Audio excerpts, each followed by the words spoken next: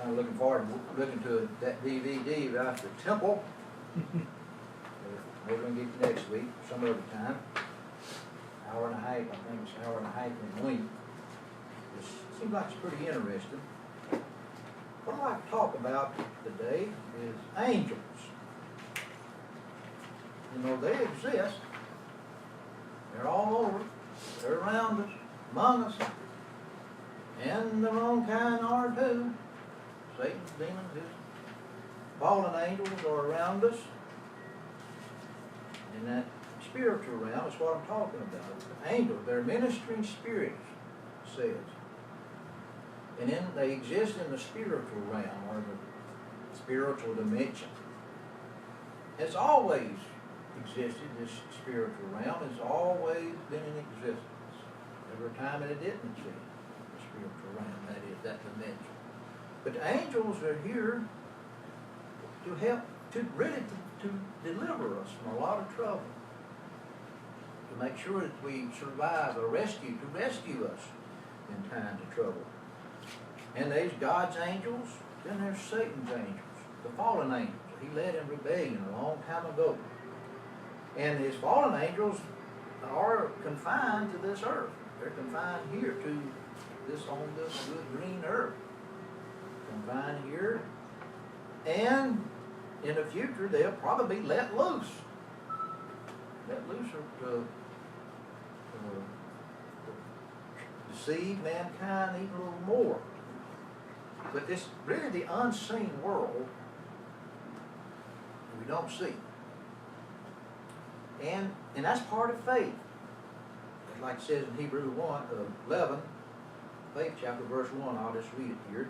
It says, now faith is the substance of things hoped for, and the conviction of things not seen. Not seen. We don't see the angels. They're invisible. But they do exist. We can read about it in Scripture. Holy Word of God. We can't see the spiritual world. We know it exists. And it's from that dimension that the universe was created. Spoken to be by Jesus Christ. We know it is there. We know about the angels. In Hebrews 1, verse 14. Let's turn there right quick. Hebrews 1, verse 14.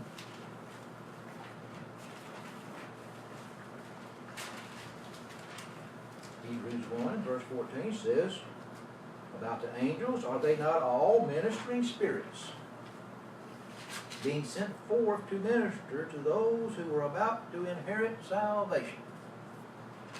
About to inherit eternal life. That's their job, to minister, to help us. To see that we make it to salvation. That's their job. That's their commission. That's what God has got them to help us. And it's for us, the called out ones.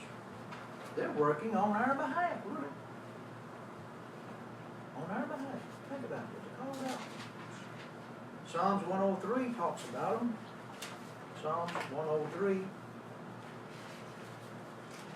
Psalm 103, starting in verse 19. It says, the Lord has established his throne in the heavens, and his kingdom rules over all. Psalm 103, verse 19. And his kingdom rules over all. Bless the eternal. Bless the Lord, all ye his angels, mighty in strength, who do his commandments, hearkening unto the voice of his word. Bless the Lord, all you his host, ministers of his who do his pleasure. Your ministering spirit to do the will of God, to accomplish the purpose of why we exist. For salvation, for eternal life. That's their purpose. Well, the other fallen angels, they're there to thwart God's purpose. They're there to throw a little monkey wrench, cog in the wheel, you might say. But they're not going to accomplish their goal. But that's what Satan did. He wants to destroy man. Well, man's doing a pretty good job trying to destroy himself.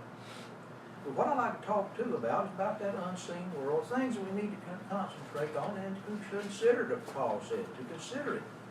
You turn to 2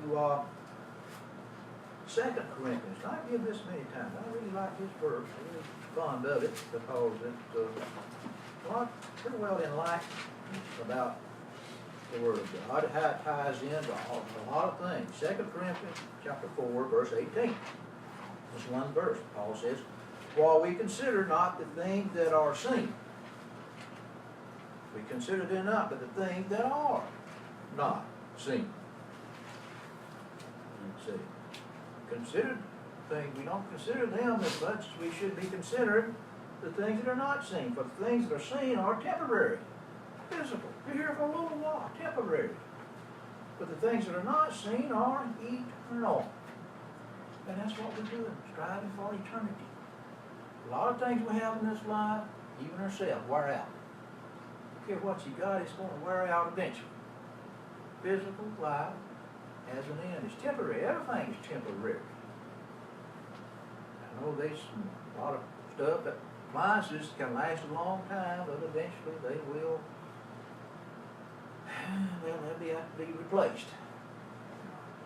And that's just kind of the way life is, physically. It's temporary. But salvation is what we're talking about. And it's kind of like we can't get hung up on the here and now. Now, a lot of us do. We get hung up on the here and now when we need to be considering the future and the things we cannot see but we know exist. And the angels are here for that purpose, to assist us, to minister to us. And that's kind of my subject, is about the angels, but it's through Christ and through His ministering spirit that we obtain, and they're from God. God sends them. You know, the physical world is temporary and the spiritual world is forever, eternal. Because it says so here. Things that are not seen there, they are eternal. He's talking about that spiritual realm, that dimension that God has always existed in. And I think it's like this.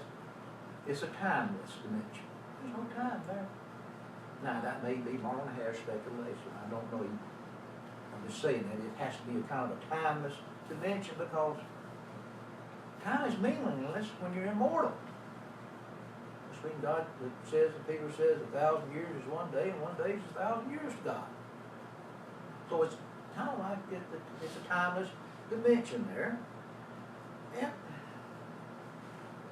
we just got to learn it. Nothing on this earth is forever. And I was talking before, we're not here. We're not here forever. But we will be one of these days when we inherit eternal life. And He established His kingdom upon this earth. It's going to be a new heaven and new earth, but it's all to the ages of eternity. All ages of eternity. Ever and ever. And you'll know what forever and ever is. But we have to kind of tune in to that spiritual world. Oh, but there's another fellow operating on that kind of wavelength, another wavelength, Satan himself, that spiritual, he's the prince of the power of the air. So we got to pray specifically to the Heavenly Father. To Him, we got to continue in prayer. That's how we get in contact with God, through His, obeying His commandments, praying and meditating and studying His Word. That's how we, and through His Holy Spirit that dwells in us, and to be controlled by His. And we can be controlled by old carnal human nature along with Satan. And like I say, sometimes Satan just has to do nothing because the old carnal man can just pretty well do a pretty good job of sinning without Satan interfering. But God has given us a choice. He said, choose life or choose death. Choose obedience or choose death. Blessings or cursing. Well, in Colossians, another point about visible and invisible. Colossians, the first chapter. Colossians, the first chapter.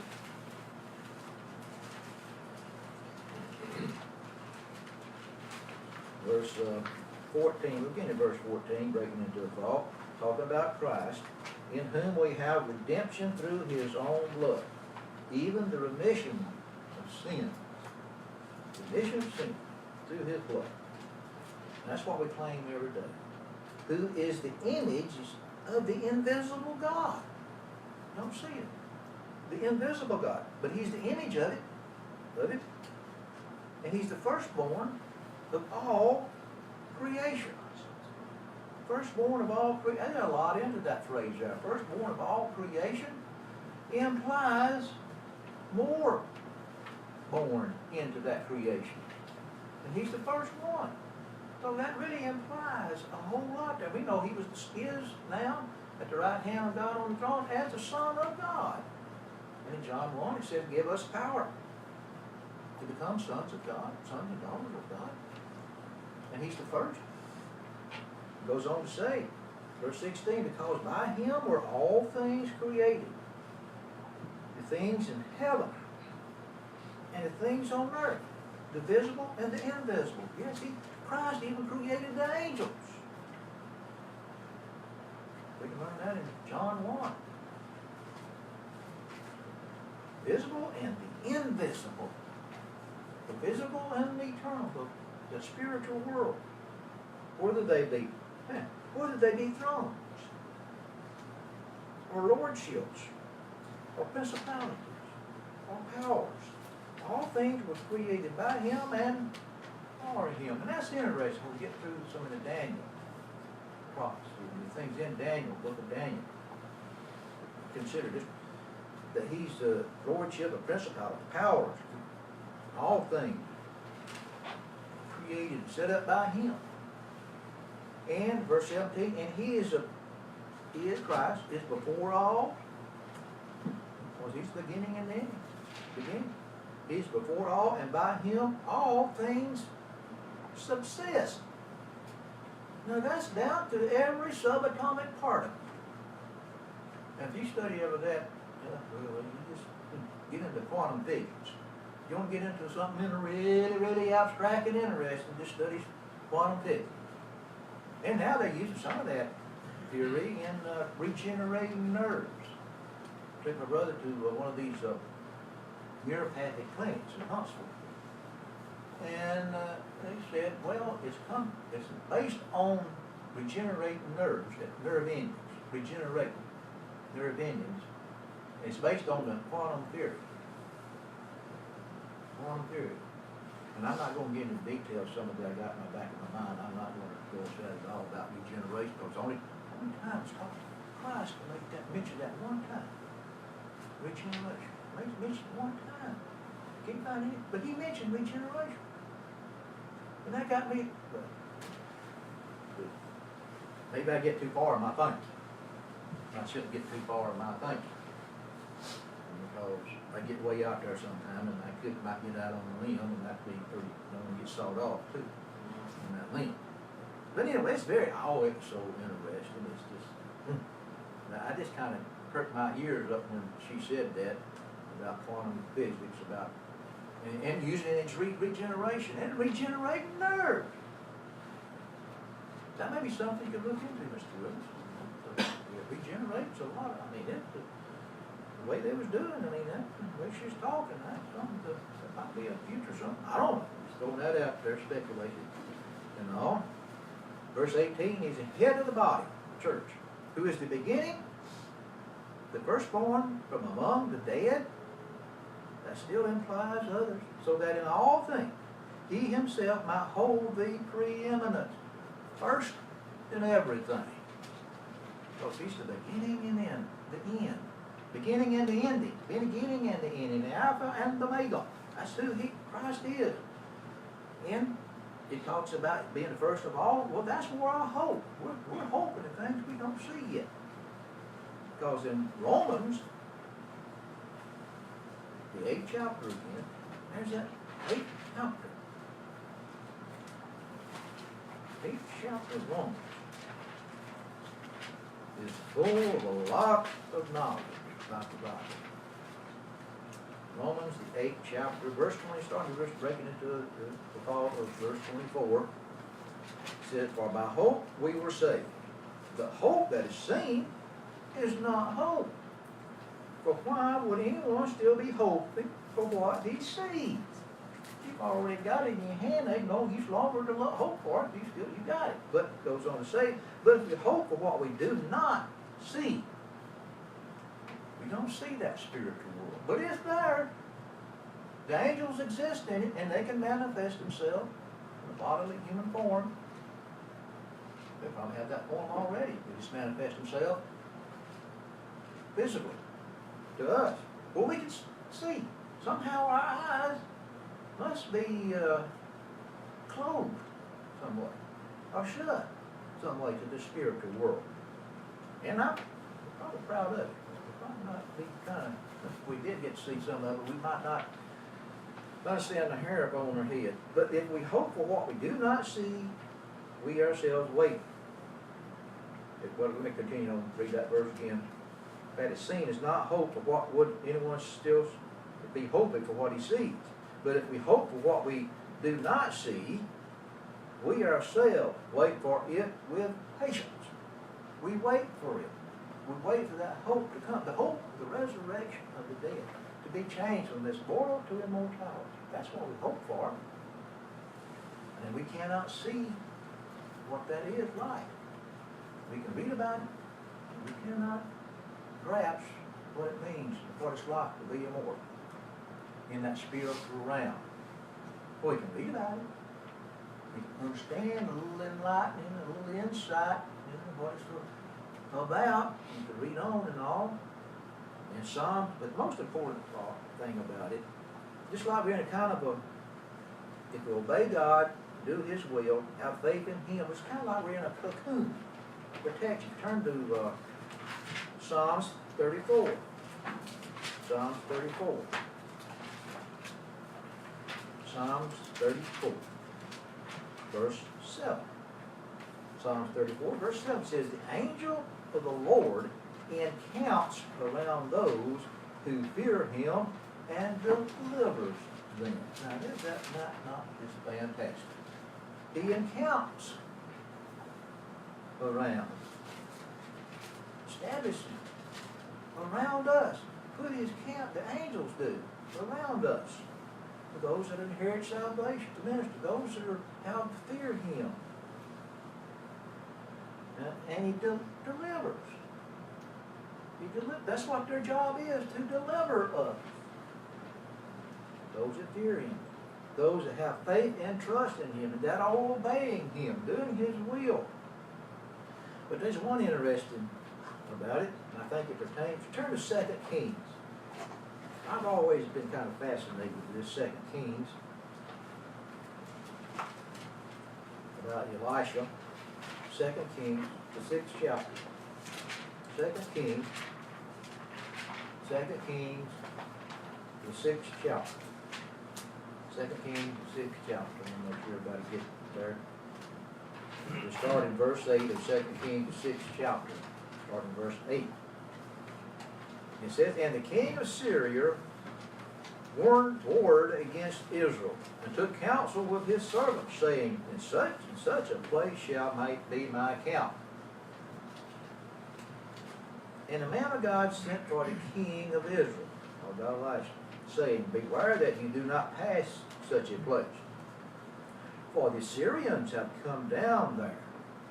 And the king of Israel sent to the place of which the man of God, Elisha, told him and warned him, and saved himself there, not once, nor twice, but several times. The man of God warned him. Syria is going to be over here, or going to be over there. And the king of Syria, he got a little bit tired then. I was going to say.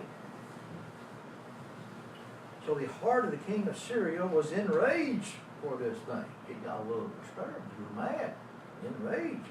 And he called his servants and said to them, will you not show me which one of us is on the side of the king of Israel? He knew something was fishy here. He knew something, somebody here they're on the king of Israel's side. And one of his servants said, none, my lord. No, that's not it, you see.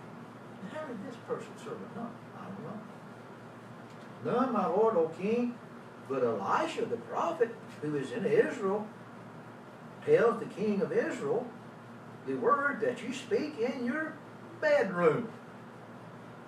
What, do you have it bugged? You know? Well, we know how that spiritual world Angels, spiritual world.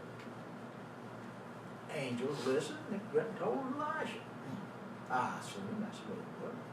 I don't think they had sophisticated bugs like they do now, listening devices like they do now. Your room can be bugged, you know.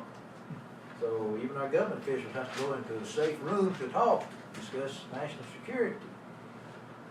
Maybe the king of Syria should have thought of that himself. You know? I don't think he could protect it against angels, God's angels. So he got a secure, safe room from God's angels. So. But I imagine this is how this happened. God's angels heard it and informed Elisha, and then Elisha informed the king of Israel.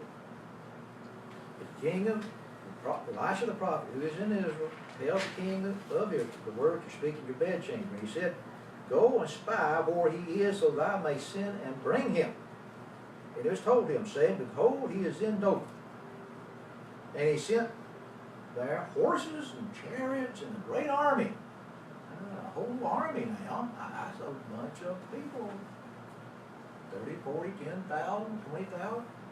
And they came by night and surrounded the city. And the servant of the man of God arose early and went out, and behold, an army surrounded the city, and the horses and the chariots. And his servant said to him, alas, my master, what shall we do? It scared him. We're into it now. We're surrounded. And what does Elisha say? He answered, probably in a calm voice, do not fear, for those with us are more than those with you. And we need to remember that too. Because the angels are ministering spirits to us to calm down. But he told him, do not fear, for those that are with us are more than those with them. But he looked around and of course he couldn't imagine what he was talking about. But he said, Elisha prayed and said, I pray you, Lord, open his eyes. His eyes were shut, like ours, Lord, so that he may see. Somehow he took the scales off his eyes. It kind of reminds me, they got, I've seen it, a series of dots on the board. And you're supposed to stare at it, and stare at it, and stare at it, until you see an image in it. Now you're just looking at it, glancing at it, you don't see a thing. Then they got it on paper where you stare at it till you go cross-eyed almost. And but you'll see a duck or a rabbit or whatever you make up. If you stare at it long enough. If you stare at it long enough. Kind of silly sitting there staring at it. But anyway. But that's the way, I mean, it's kind of, that's kind of analysis, which is not correct, because God opened this man's eyes to this servant, Elisha, opened his eyes so he could see into that spiritual world. What did he see? The Lord opened his eyes that he may see, and he turned to open the eyes of the young man, and he saw. And behold, the mountain was full of horses, and chariots of round about Elisha. Chariots of fire, not fire. Around Elisha. Well, can you imagine such a scene? No wonder Elisha said, well, there's more of them than they are. More of us than they are of them. And they were. And when the Syrians came down to him, Elisha prayed to the Eternal and said, I pray you, strike this people with blindness. And he struck them with blindness according to the word of Elisha. They were all blinded. Now, you can't do too much attacking when you're blind. You can't do anything when you're blind. But look what's happened. Elisha said to them, this is not the way, nor in this city. Follow me, and I will bring you to the man whom you seek. Now, I've heard this happen before, kind of people getting about the crook some way, and they let them to the police department, kind of analysis like that. But anyway, this is something, it's comical in a way, because they were blinded, and Elisha said, well, just follow me, and I will bring you to the man whom you seek. But he led them to Samaria, right to the capital of Israel. To Samaria. It came to pass when they came into Samaria, Elisha said, Lord, open the eyes of these men so that they may see. And he opened their eyes, and they saw. And behold, they were in the middle of Samaria. And when he saw them, the king of Israel said to Elisha, my father, shall I strike them? Shall I strike them? Shall I kill them all? Shall I get them rid of them? And right here, Elisha done what Christ says to him in the Sermon on the Mount. And he answered, you shall not strike them. Will you strike those whom you have taken captive with your sword and with your bow? Set bread and water before them so that they may eat and drink and go to their master. That's doing what Christ said. Feed your enemy. If he's hungry, feed him. If the enemy's hungry, feed him. Again, that's an example. Following Christ. He knew something about Christ's attitude here. Elisha did. And he prepared a great feast for them, and when they had eaten and drunk, he sent them away, and they went to their master. And the bands of Syria came no more into the land of Israel. They learned their lesson. He knows it's impossible to go against these folks because God is their protector. And they have the angels protecting them. So that mountain is full of chariots of fire. Can you just imagine such a scene? It's a wonder somebody hadn't done made a movie today. For sure. Maybe I will. No, I can't make no movie. But it is very, very interesting. It's something that, and it pertains to even Sermon on the Mount too, feeding your enemy. You can see a lot of examples here. And in Daniel, the 6th chapter, Daniel. Just one verse here, Daniel, the 6th chapter. What angels have done, what they did for Daniel in the lion's den. Daniel 6:22. One verse says, my God has sent his angels and has shut the lions' mouths. And they have not hurt me because before him innocence was found in me. And also before you, O king, have done no harm. So if we're found in the way, fearing, trusting, having faith in God, and the angels are there to help us and protect us. They even shut the mouths of lions. And he was there when the 3 Hebrew children were thrown into the furnace. That's Christ himself. Kind of put them in, I guess, a cocoon, protect them from the heat. But that's angels there to deliver us. A form of miracles, really. That spiritual world, that's that world we can't see. But we know it's there. And that's what we're to consider. Because we know that world is eternal. This world is our carnal nature that leads us into all kinds of trouble because we follow our actor yet in Satan. But we have to obey God. We have to put to death the deeds of this body.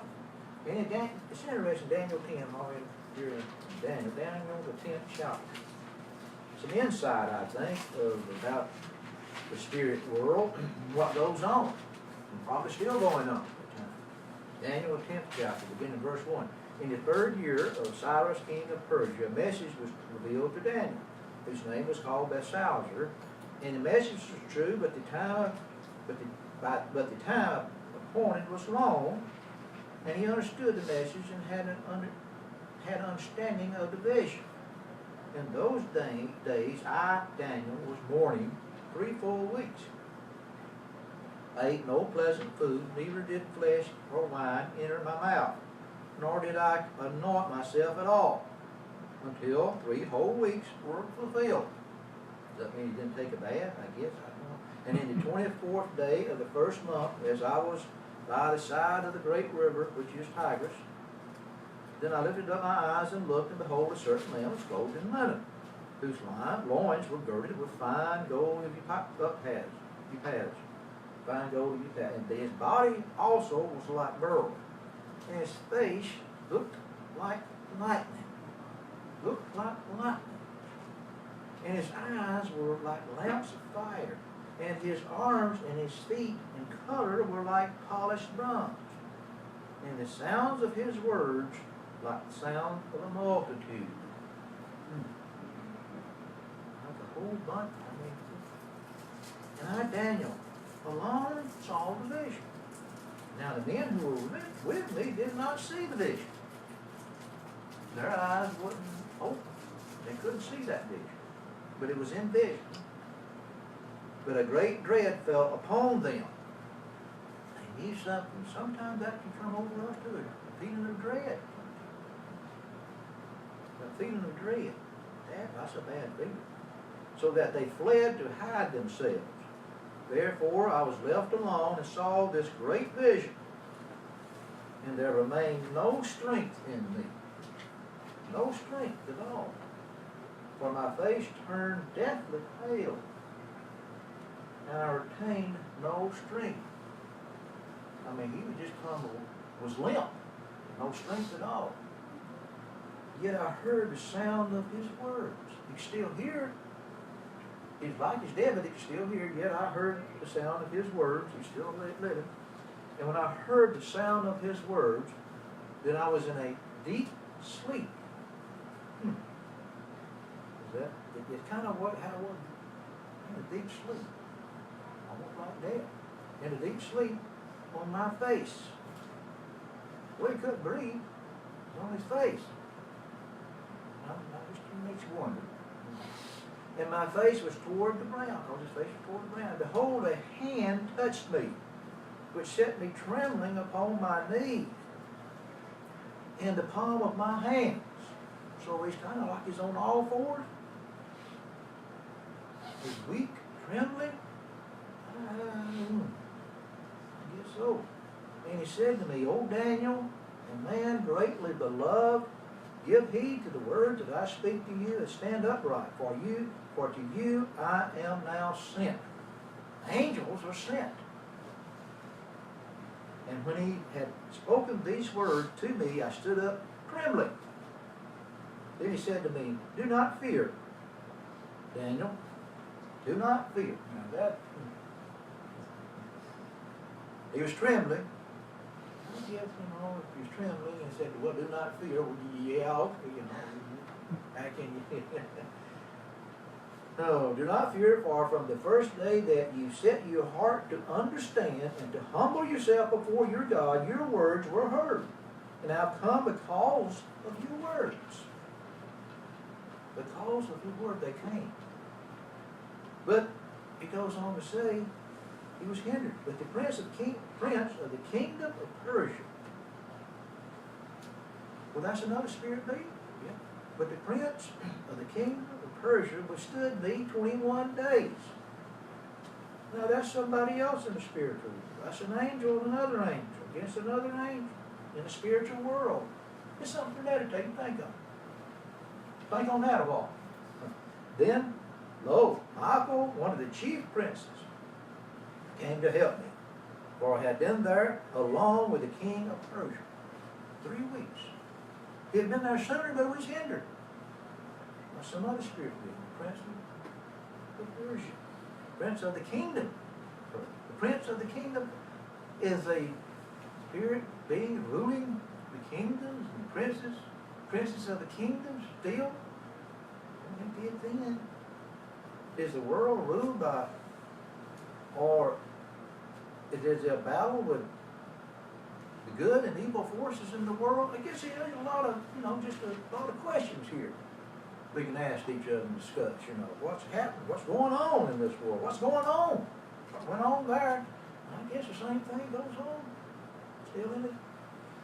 still going on today. But anyway, it's interesting to think about, because it talks about the prince of the kingdom of Persia, who stood me 21 days. And he said, then Michael came, and now I have come to make you, after 21 days, now I have come to make you understand what shall happen to your people in the latter day. At the end of time, latter day. For the vision is yet for many days. And when he had spoken such words to me, I bowed my face toward the ground, and I became dumb. And behold, one looking like the sons of men touched my lips. Then I opened my mouth and spoke and said to him who stood before me, O Lord, my sorrows have overwhelmed me because of the vision, and I have retained no strength. How can this servant of my Lord talk? I found it impossible to utter word with so great a one as my Lord. He knew he was in the presence of somebody who just kind of took your voice away. For as for me, there now remained no strength in me. He couldn't even get the strength to talk, nor there's any breath left in me. He was speechless and breathless. Then again, one with the appearance of a man came, touched me, and he strengthened me. That spiritual angels, well. And they strengthened too, touched by touch. This is something to just meditate, think about, and to wonder, and to be amazed. And said, O man greatly beloved, do not fear. Peace be unto you. Be strong. Yea, be strong. And when he had spoken to me, I was made stronger. He really got stronger then. And I said, let my Lord speak, for you have strengthened me. And that's possible. That's what angels can do. That force in the world, the spiritual world, can strengthen us. Then he said, do you know why I have come to you? And now I must return to fight? And now I must return to fight with the Prince of Persia. I got to go continue this battle with the Prince of Persia. I do that, and now I got to go finish this battle over here. I got to return to fight with the Prince of Persia. What's that? Is that, it's just an amazing thing to see, to take a glimpse of with our mind's eye. With our mind's eye. There's a lot of things we can't see, but we can see with our mind's eye. But he had to return to fight with the Prince of Persia. Not the king, but the Prince of Persia. And when I go forth, lo, the Prince of Grief shall come. It's just something to consider. But I will show you that which is written in the Scripture of truth. Scripture of truth. The Word of God. And there is none who holds strongly with me against them, except Michael, your prince. That's just something to think about, that spiritual world. It says there's none who holds great strongly with me against them, except Michael the prince. Who's Michael the prince? But that's just kind of insight. Well, Michael the prince, it says in Daniel the 12th chapter, verse 1, it says, at that time Michael shall stand up, the great prince who stands for the children of your people. That's us, Israel, the church of God, God's church. That's who Michael is. That's another thing. Stands for us, people of God. Who stands for the children of your people, and there shall be a time of trouble, such as never was, since there was a nation, ever until that time. And at that time your people shall be delivered. Every one who shall be found written in the book. Angels are going to do the delivering. They're going to come after us. Come after God's called out one. That's just amazing to think about. God is going to send his angels to deliver us. He's got millions of them. I guess. I don't know the number, so if we say that, I don't know. How many there are, I don't have no idea. But there's a whole bunch of them. But there's been times in the New Testament, the miracles that went on. If you turn to Acts, an example is in Acts the 12th chapter. I'm just going through a highlight, and there's other that you can sift through and find. Acts 12th chapter, verse 1, Acts 12, verse 1. Now about that time, Herod the king stretched forth his hands to persecute some of those of the church. And he killed James, the brother of John, with a sword. And when he saw that it pleased the Jews, they were real pleased that somebody got head cut off. And he proceeded to take Peter also. Now those were the days of unleavened bread. I mean, they're still keeping the days of unleavened bread then. Yeah. And after arresting him, he put him in prison, delivering him to 4 sets of 4 soldiers. 4 sets of 4 soldiers to guard him with the intent of bringing him out to the people after the Passover season. 4 sets, 4 people. I guess guess they had 6 hours each. Of course, I don't. Of course, that's the 4 people. As a result, Peter was securely held in the prison. But fervent prayer was made to God by the church for him. Fervent prayer by the church to call out one, the churches on the outside for him.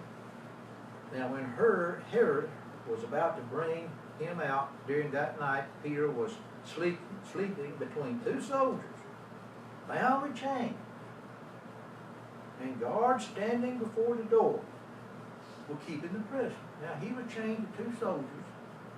Probably they sailed in a sail locked. Outside were 2 soldiers before the door that was keeping the prison. But suddenly an angel of the Lord stood by him, and a light shined in the building. And after striking Peter on the side, he roused him, saying, "Get up, hurry." And the chains fell off his hands. They just fell off. Didn't use no key, they just fell off. And the angel said to him, "Put on your clothes and fasten your sandals." And he did so. And he said to him, "Wrap your cloak around you and follow me." And he followed him, going forth, but did not realize that this was really happening by the hand of the angel. Rather, he thought he was seeing a vision. But it's really happening. It's real. But it's like a dream to it. Now, after going past a first guard, and a second, they came to the iron gate. Somehow they made it by the first guard and the second guard. Came to the iron gate that leads to the city, which opened to them by itself. Just opened by itself. The iron gate. It was locked. Didn't have no key, but it opened. And after going out, they went on through one street, and then the angel suddenly departed from him. And Peter knew who it was at. He probably continue on the way. And when Peter came to himself, he said, "Now I truly understand that the Lord sent his angel, and he has delivered me from the hand of Herod and from all the expectation of the people of the Jews, because they were surely going to put him to death the next day." And already done James that way. Run him through, cut his head off, I guess. And this was certain death, saved him from certain death, delivered him from certain death. But the church was praying. Look what the church was doing here. They were praying, and as he was pondering this, he came to the house of Mary, the mother of John, who was surnamed Mark, where many were gathered together and were praying. Now when Peter knocked at the door of the porch, a damsel named Rhoda came to listen. And when she recognized Peter's voice, she was so excited that she did not open the door to the porch, but ran and reported that Peter was standing at the front of the porch. Now they were praying for Peter's release. They were praying for him. And she reported that Peter was standing in the front of the porch, and they said to her, "You are out of your mind. You are out of your mind." Yet she strongly affirmed that it was not. So I wonder how she strongly affirmed. I wonder how did she strongly affirm? Well, that's a good question. I don't know. We'll have to. She strongly affirmed that it was so. I just want to watch it. But and they said, "It is his angel." It is his angel. So that's interesting. It's just his angel. Does that mean we all have angels? Well, they encamp around us. They said, "Well, it's just his angel." It wasn't. But Peter continued knocking, and when they opened the door and saw him, they were amazed. Then, motioning them with his hands to be silent, he related to them how the eternal Lord had brought him out of the prison. And he said, "Report these things to James and the brethren." Then he departed and went to another place. Report them to the others and tell what all had done. But it's an interesting thing about praying, how angels can come when we need them. And the church prayed. The church. And they were kind of amazed that the prayers was answered. It does happen. The church can pray and the prayers be answered. We can pray and the prayers be answered. It's amazing. But talking about angels, well, I won't get touched too much in Revelation. I like Revelation because it says he's blessed that studies it, reads it. Blessed the person reads this because to be blessed. But in Revelation, just to point out a few highlights of Revelations. I won't get depth into it.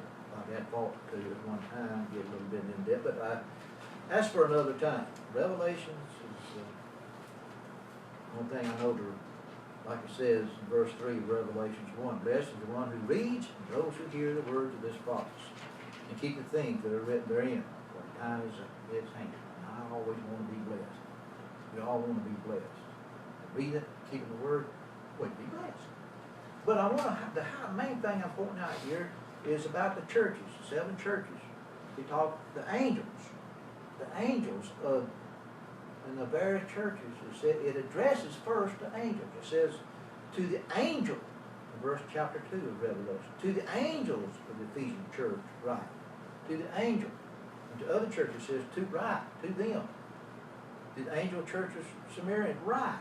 It says to, he addresses the angels of the church. So there's angels, there's 7 churches in, and there was angels over each one, scattered around the countryside there on a mail route. And there was angels over even the churches. And down to an individual. God's not going to run out of angels. He's going to run out of them. He got plenty. And they can help us. That's amazing. Psalm says they encamp themselves around us. And that's good to know when you're out going through Atlanta with the traffic. That's good to know.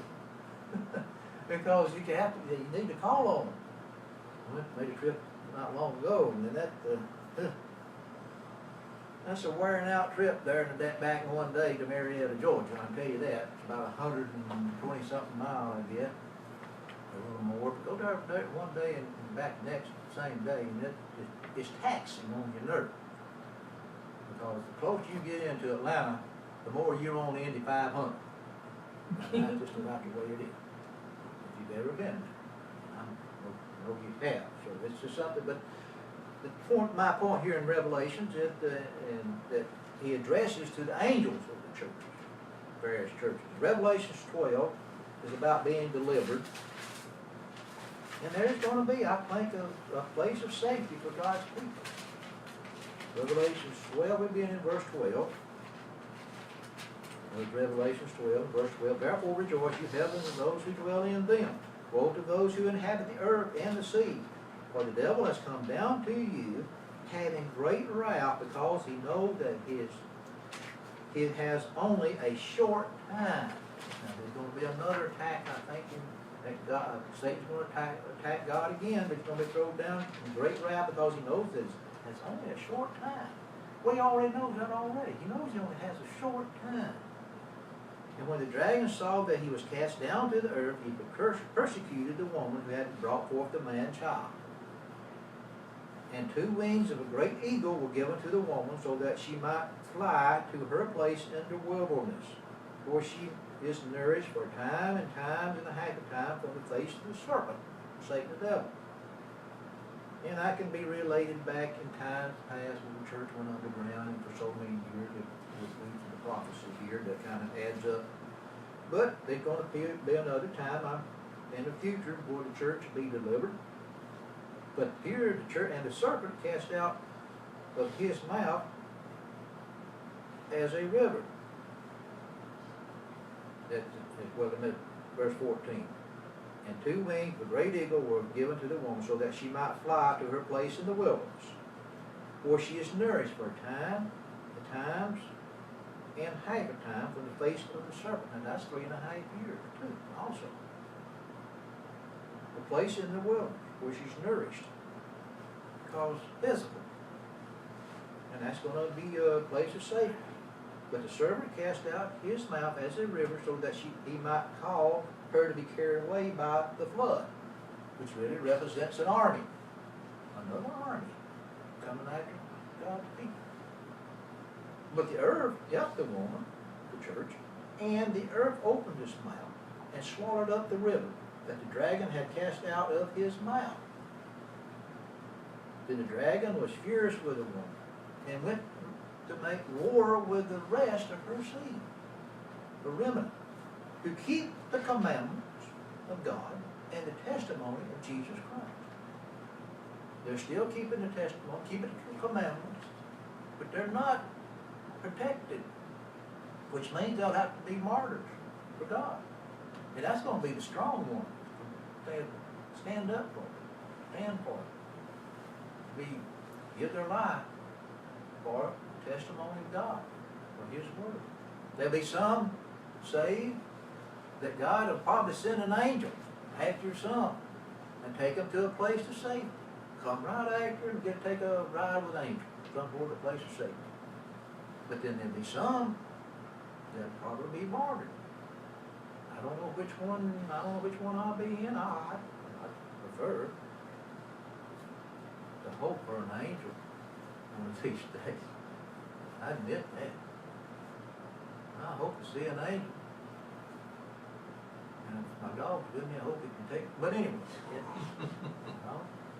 just thinking about it. I don't want to make light of it or be facetious, but jesting. But, that's God can do it. Angels can do it. But that's going to happen one of these days. Angels are going to protect those, and they won't be in the midst of tribulation. But they're in a place of safety. Or they'll be taken care of. There'll have to be some good cooks there too. Oh well. I stop being facetious, Marlon. I get too much on being facetious. I need to quit that. Cut that out, Marlon. But anyway, I guess we just well to have a little fun with it. It's going one way or the other is going to be one of the ways. We'll either go to a place of safety if we're living. Now, a place of safety is in the grave too. That's a place of safety. And we know a lot has done got there in that place of safety. My brethren, they're in a place of safety now. Clyde, Carl, Lori. Hey, you're in a place of safety. And death is. The grave is a place of safety too. So don't worry about it, Martin. Don't be concerned. Just keep on keeping on. Keeping the commandments and doing His will. Man, because we're to inherit salvation. And we got all this myriad of help with angels. That's what the message is about. The most I'd like to get across is we got help. We got the help that we need. We have a place of protection some way. If it's death, or alive someplace, or if we have to give our lives. Because this is all temporary anyway. What we see is temporary. What you don't see is eternal. So, where you are. Well, it's a promise made in Acts, the 1st chapter, that I always like to refer back to. Acts 1, that's the promise. In Acts, the 1st chapter, that Christ said here, and it was Acts 1, starting in verse 7, he says, and this is Christ talking to his disciples before he ascended, and he said to them, it is not for you to know the times and seasons, because they asked about the kingdom, which the Father has placed in His own authority, that you yourselves shall receive power when the Holy Spirit has come upon you, shall be my witnesses both in Jerusalem and all Judea and Samaria and unto the ends of the earth. And after saying these things, as they were looking at him, he was taken up, and a cloud received him out of their sight. Now while they were gazing intently into the heaven as he was going up, 2 men in white apparel, other version in white dazzling apparel, suddenly stood by them, who said, Ye men of Galilee, why do you stand here looking up into the heaven? This same Jesus, who was taken up from into heaven, shall come in exactly the same manner as you have seen him go into heaven. So that's a promise. He's coming back. These 2 men, 2 angels said, why you look, hey, don't be standing here looking up, he's coming back. No, that's what he's saying. And well, Jesus turned to John the 14th chapter. Just to highlight Christ's promise again, that he said, I shall return, I'm coming back. turn to John, what's John 13, and again in verse 33. Make it into a thought, John 13, verse 33. Little children, I am with you a little while. You shall seek me, but as I told the Jews, where I'm going, you cannot come. I am telling you also, where I'm going, cannot come. And new commandment I give to you, that you love one another in the same way that I love you. That is how you are to love. That is how you are to love one another. He showed the how. By this shall everyone know that you are my disciples, if you love one another. And they showed it when they started church, started praying for Peter to be released out of prison because he's facing certain death, execution. Simon Peter, though, says to Christ, Lord, where are you going? Jesus answered him, where I am going, you cannot follow me now, but you shall follow me afterwards. Peter said to him, why can't I follow you now? I will lay down my life for you. And Jesus answered him, you will lay down your life for me. You will lay down your life for me. Truly, I tell you, though, the cock shall not crow until you have denied me 3 times. And that's what happened. But chapter 14, verse 1 says, let not your heart be troubled. You believe God, believe also in me. In my Father's house are many dwelling places. If it were otherwise, I would have told you. I am going to prepare a place for you. And here's the promise. And if I go and prepare a place for you, I will come again. Just like those 2 men said. And he's coming in clouds, coming again, and receive you to myself, so that where I am, you may be also. And that's going to the sea of glass. And we think, and I believe it's on Pentecost, ready to return the Feast of Trumpets, to set up the kingdom of God with Jesus Christ on white horses, dressed in white linen. That's something to think about. With all the host of holy angels, heavens. Man, that's what's the promise. He's coming again. And that's what we hold on, look forward to. It's deliverance. Angels are going to deliver us every which way. We're going to do it every time and all the time. If you turn, I'll conclude here in Psalms 34, back to Psalms 34. Finish it out. Psalms 34. Beginning in verse 8, Psalms 34. It says, O taste and see that the Lord is good. Blessed is the man who takes refuge in him. O fear the Lord, all you saints, for there is nothing lacking for those who fear him. Nothing lacking. The young lions do lack and suffer hunger, but those who seek the Lord shall not lack any good thing. Come, hearken to me, you children. I will teach you the fear of the eternal. Who is the man that desires life and loves many days, that he may see good? Keep your tongue from evil, and your lips from speaking guile. Depart from evil and do good. Seek peace and pursue it. Seek and pursue peace.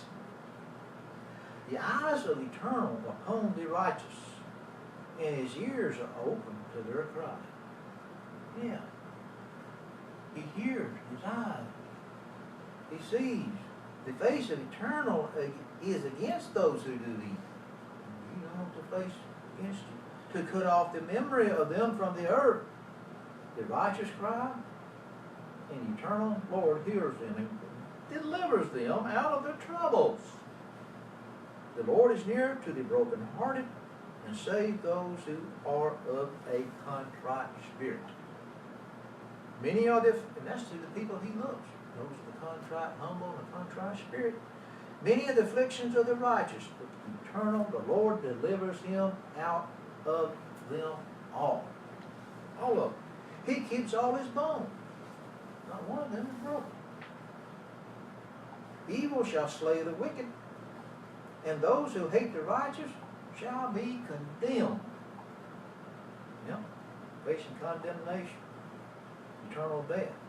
The Lord redeems the soul of his servants, and none of them who take refuge in him shall be condemned. There's no condemnation for those who really Christ Jesus.